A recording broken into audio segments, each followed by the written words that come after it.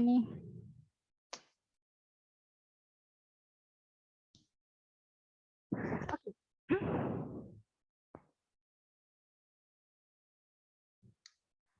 আমাদের সুযোগ ব্যয় ও চর।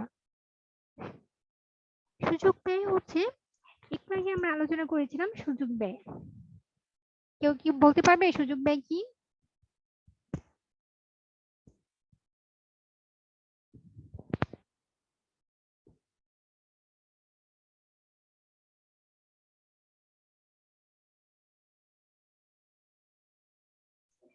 কেউ কি বলতে পারবে সুযোগ ব্যয় কি?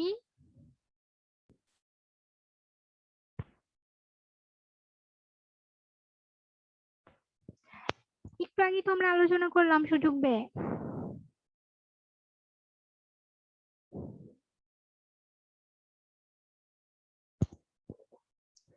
সুযোগ ব্যয় হচ্ছে তোমার হাতে অনেকগুলো অপশন আছে, তুমি অপশনগুলোর মধ্যে যে কোনো একটা বেছে নিলে তুমি বাকি সুযোগগুলো হারাবা।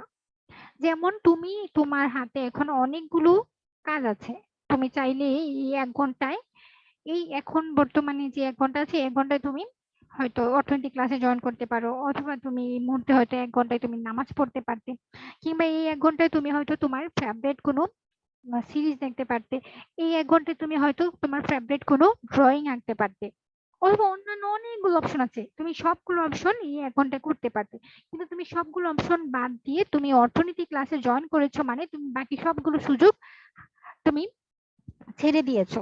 এই যে তুমি এতগুলো সুযোগ ছেড়ে দিয়েছো, এই সুযোগ, এই বাকি সুযোগগুলোকে বলা হয় সুযোগ ব্যয়। তুমি একটা সুযোগ গ্রহণ করে বাকিগুলো ছেড়ে দিয়েছো, অর্থাৎ এই যে তুমি যে সুযোগগুলো ছেড়ে দিয়েছো সেই সুযোগগুলো যে ব্যয় সেটাই হচ্ছে সুযোগ ব্যয়। যেমন তোমাদের এখানে একটা এক্সাম্পল দেওয়া হয়েছে, সেটা হচ্ছে যে তুমি একই সঙ্গে অর্থনীতি পরীক্ষা ও মাঠে ক্রিকেট খেলা দেখতে পারবে না। অর্থাৎ তুমি দুটো কাজ একসাথে করতে পারছো না, কারণ তোমার সময় সীমিত, তোমার সম্পদ সীমিত, আসলে সবকিছু সীমিত বলেই, মানে যে সম্পদ, সময় বা আমাদের যে অর্থনৈতিক যে বিষয়গুলো আছে এগুলো সীমিত থাকার কারণে আমরা আসলে একসাথে অনেকগুলো কাজ করতে পারি না। যেমন এখানে আরো একটা এক্সাম্পল দেওয়া হয়েছে, সেটা হচ্ছে মনে করো তোমার 1 বিঘা জমি আছে, ওই জমিতে তুমি যদি চাষ করো তাহলে 20 কুইন্টাল ধান উৎপাদন করতে পারবে। এখন ওই জমিতে যদি তুমি ধান চাষ না করে পাট চাষ করতে চাও তাহলে তুমি 10 কুইন্টাল পাট উৎপাদন করতে পারবে। এই ক্ষেত্রে তুমি যদি ডিসিশন নাও যে আমি পাট উৎপাদন না করে ধান উৎপাদন করব, তাহলে ধান উৎপাদনের সুযোগ ব্যয় হচ্ছে পাট উৎপাদন।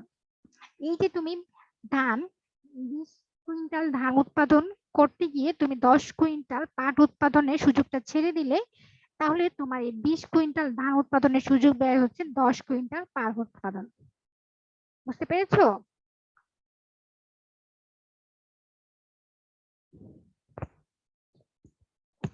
সবাই কি বুঝতে পেরেছো? জি ম্যাম।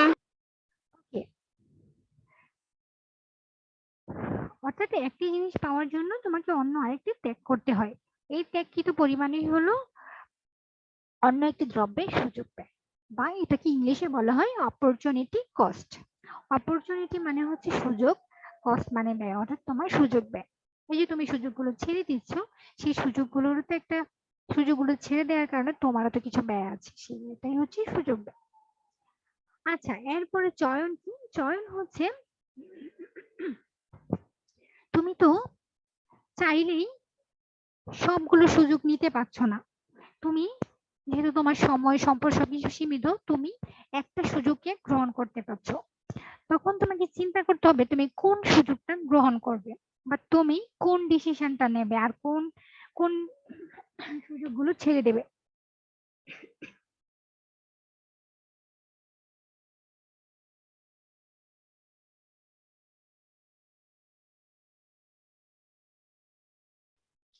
তখন এই যে তুমি ডিসিশন নিচ্ছ যে তুমি একটা কিভাবে ডিসিশন নিচ্ছ, প্রায়োরিটির বেসিসে, যে তোমার কাছে এই জিনিসটা এখন বেশি প্রয়োজন, তুমি তোমার প্রয়োজন অনুসারে একটা সুযোগ চুজ করতে গিয়ে আরেকটা সুযোগ হাতছাড়া করছো, এটাই হচ্ছে চয়ন।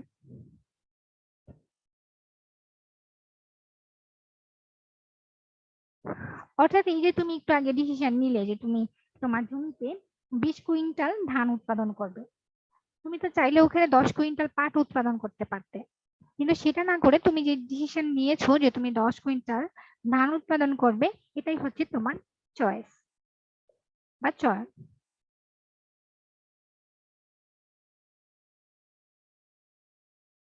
বুঝতে পেরেছি কি?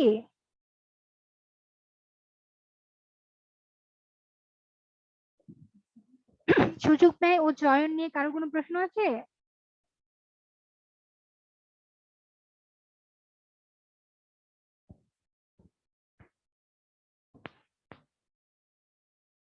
সুযোগ ব্যয় এবং চয়ন নিয়ে কারো কোনো প্রশ্ন আছে?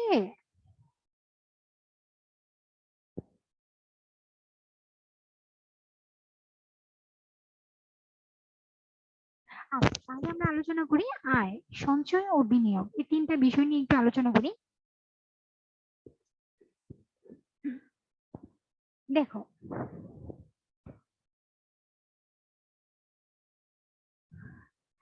উৎপাদনের উপকরণ ব্যবহারের জন্য উপকরণটি পাইকারের মালিক একটা নির্দিষ্ট সময়ে যে অর্থ পায় তাকে আয় বলে। এখন এটাকে যদি আরেকটু সহজ ভাষায় বলি, যেমন উৎপাদনের উপকরণ কোনগুলো? উৎপাদনের উপকরণ হতে পারে ভূমি, শ্রম, মূলধন, সংগঠন, এগুলো হচ্ছে উৎপাদনের উপকরণ। তুমি যে কোনো উৎপাদন করতে গেলে তোমার হয়তো, যদি তোমার এটা কৃষি নির্ভর হয়, তাহলে তোমার একটা ভূমি লাগবে। আর শিল্প হলো তোমার হচ্ছে কারখানা একটা তৈরি করার জন্য একটা ভূমির উপরে যে তৈরি করবে, তাই না? তার মানে তোমার ভূমি লাগবে, শ্রম লাগবে, অবশ্যই তোমার এই এই উৎপাদন করার জন্য শ্রমিক লাগবে যারা এই দ্রব্য সামগ্রী উৎপাদন করবে। তারপর হচ্ছে তোমাকে মূলধন লাগবে। মূলধন কি? যে তুমি ওখানে একটা সার্টেন পরিমাণ টাকা ইনভেস্ট করতে হবে, যেন তুমি বিভিন্ন মেশিনারি কিনতে পারো বা এই উৎপাদন কার্য পরিচালনা করার জন্য যে যে বিষয়গুলো আছে সেগুলো ক্রয় করতে পারো। তারপর হচ্ছে একটা সংগঠন লাগবে, অর্থাৎ তুমি ওখানে হয়তো তুমি ম্যানেজার নিয়োগ করলে বা এরকম বিভিন্ন ধরনের যে সংগঠনগুলো আছে সেগুলো লাগবে। এখন বলো, এই যে শ্রমিক এখানে তোমার এখানে উৎপাদনের জন্য শ্রম দিচ্ছে, সেই শ্রমের বিনিময়ে যে অর্থটা পাবে তাকে বলা হবে মজুরি। আবার এই যে তুমি ভূমি ব্যবহার করছো, ভূমির থেকে উম, যে তুমি আয় পাবে সেটাকে বলা হয় খাজনা, অর্থাৎ তুমি ভূমি ব্যবহারের জন্য তোমাকে খাজনা দিতে হবে।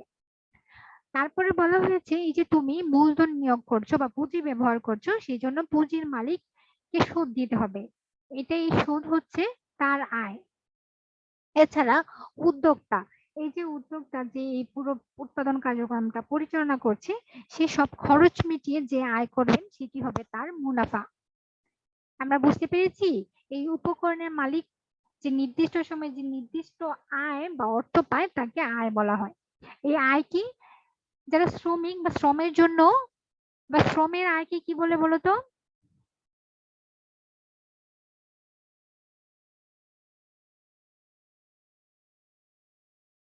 ম্যাম প্রশ্নটা বুঝিনি। আচ্ছা, শ্রমিক, শ্রমের জন্য যে আয় পায় বা প্রাপ্ত আয়কে কি বলা হয়?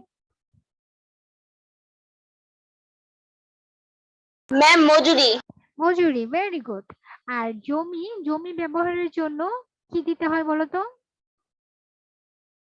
পারিশ্রমিক। জমি, হ্যাঁ, জমি, আমরা যদি জমি বা ভূমি ব্যবহার করি সেজন্য সরকারকে খাজনা দিতে হয়, সেই জন্য জমির আয় হচ্ছে খাজনা। আচ্ছা, আর এই যে আমরা অর্থ বা পুঁজি ব্যবহার করছি সেই জন্য পুঁজির মালিককে আমাদেরকে কি দিতে হয়?